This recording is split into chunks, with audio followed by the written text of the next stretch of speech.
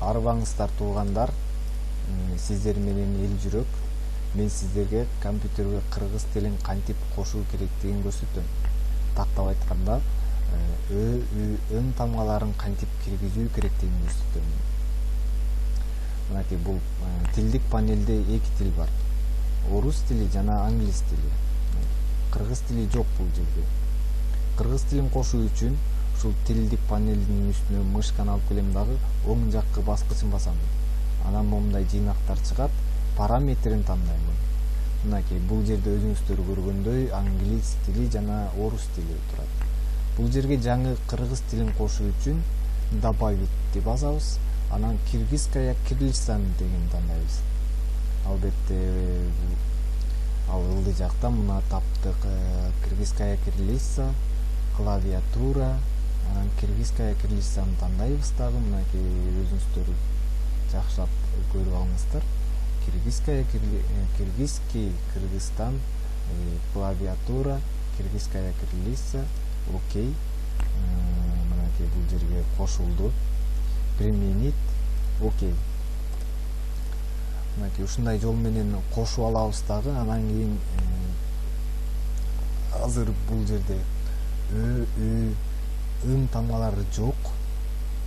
Ал тамгаларды кошуш үчүн биз Word ачабыз. Анан дароо эле вставкага киребиз. Вставкада символу деген функция бар. Ошол символуну тандайбыз. Момундай символдор чыгат жайнап. Кээ бир Wordдордун системасы башкача болот. Алардыкына биринчи вставка турат көбүнчө. Көпчүлүк Wordдордо. Анан ошол выставканын эң артында эле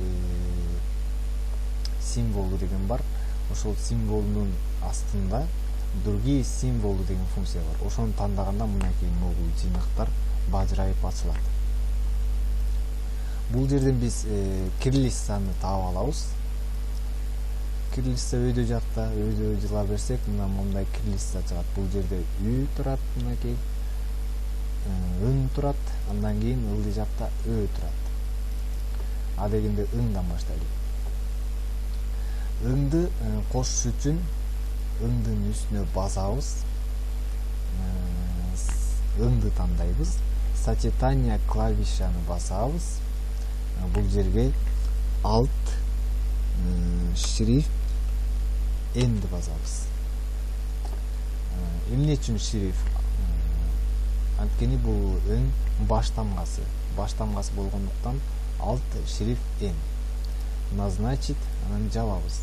Кичинекей тамгасын кылыш үчүн шрифт жок эле, жөн эле altты басабыз дагы энди басабыз. Назначить, закрыть. Үйүнү деле ушундай ыкма менен киргизебиз. Alt шрифт уну басабыз. Назначить, закрыть. Кичинекей тамгасын деле ушундай ыкма менен, бирок шрифти баспайбыз, жөн гана alt, анан уну басабыз. Назначить, закрыть. Ылдый жакта өзү турат. Сочетание клавишаны басабыз, өөнү киргизиш үчүн. Alt шрифт ону басабыз. Бул баш тамгасы, ошондуктан шрифти басып жатам.